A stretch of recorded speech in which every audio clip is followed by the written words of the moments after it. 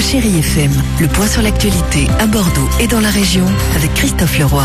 Bonjour à tous, très bon appétit. On commence avec le temps. La météo avec Anacourt, votre formule soutien scolaire. Et n'hésitez pas à vous couvrir cette semaine si vous sortez. Les températures sont hivernales en Gironde. Ce matin, elles étaient négatives. Cet après-midi, elles ne dépasseront pas les 3 degrés. Des températures froides donc pour toute cette semaine d'ailleurs. Le ciel lui restera assez dégagé, le soleil qui devrait s'imposer. Du froid donc pour ces prochains jours. Alors si vous apercevez une personne en difficulté dans la rue, appelez le SAMU social, le 115.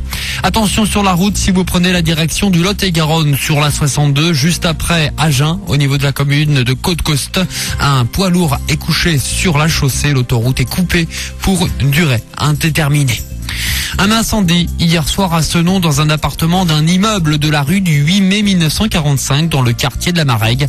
2 femmes et un enfant ont dû être hospitalisés. Infirmières et infirmiers sont appelés à descendre dans les rues de Bordeaux demain. Une action à l'appel de 7 syndicats qui dénoncent la création d'un conseil de l'ordre infirmier. Dans le reste de l'actualité, le chef de l'État Nicolas Sarkozy qui présente en ce moment même les grandes lignes du Grand Emprunt 2010 dont le montant avoisine les 35 milliards d'euros. 22 milliards d'euros seront levés sur les marchés. 5 priorités ont été fixées, l'enseignement supérieur, la formation et la recherche, l'industrie et les PME, le numérique et le développement durable. C'était hier le grand rush dans les magasins de jouets, un petit peu partout à Bordeaux, des magasins qui sont restés ouverts pour ce dimanche pour l'occasion. Alors, dans le cadre de vos achats, cette année, la tendance est aux jouets d'occasion. Nombreux d'entre vous passent commande sur Internet. Frédéric Torrent.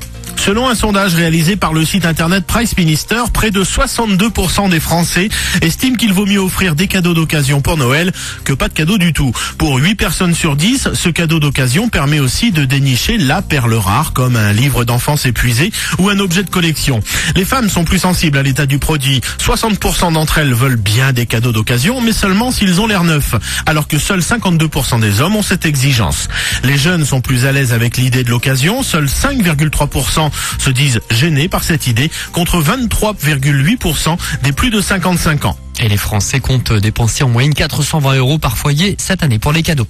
Un mot de Johnny Hallyday, il devrait être sorti de son coma artificiel en tout début de semaine. Le traitement suit son cours et la situation est rassurante selon son service de presse. Football, rappelons la belle opération pour les Bordelais. Hier, ils se sont imposés à Lyon 1-0, but de Marouane Chamakh.